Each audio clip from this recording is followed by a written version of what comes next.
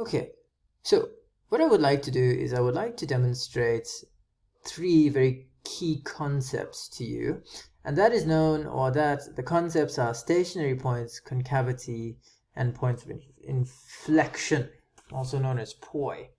Now, let's start with this stationary point, and let's start with this graph here, right? So what you'll notice is that the y values, so here's this equation of this parabola, right? It's y is equal to 0.1 x squared minus 2x plus 3. But what you'll notice is on this side, right, the y values, right, are negative, right? So they're getting lower and lower and lower and lower and lower and lower and lower, right? And if you look at it, you might be able to notice that if I drew, if I drew tangents along this point like so, and obviously my tangents might not be fully accurate, right? We know that the equation of a tangent is it only touches one, so my apologies. But what you'll notice is that at this point here, the turning point, which is also known as the stationary point, right?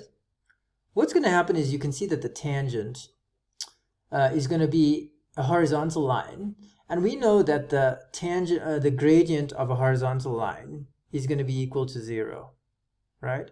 And that is what is known as the stationary point. So if they ask you to work out the stationary point, what you're going to do is you're going to find the derivative of this equation, and then you're going to equate it to 0, and that will give you the stationary point, which is also known as the turning point, right? In this case, same story, because here we can see that the turning point is here at the top, okay, and it's that horizontal line.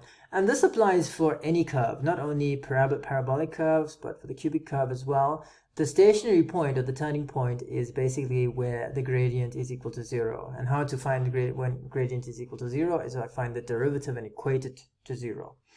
All right. Okay. So that is the concept of stationary point. Also, just to add that if you look here, right, we can see that all the way from negative infinity all the way to the turning point from here, this function, right, the y values, as x is getting more positive, the y values are getting more negative. So what I can do is I can represent it as this, right? So that's negative, negative, negative, negative, negative, negative, right?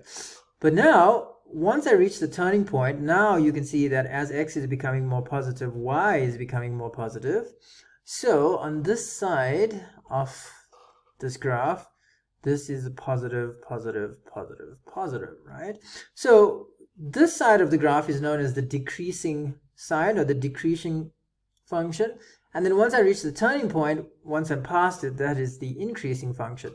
Now, if I look similarly here, and if I took the same sort of example, right? Let's say I drew an equation of a tangent here, and then there, and then there, and then there, and then there. You can see that, well, as my x values are increasing, so are my y values. So this is the increasing side of the function.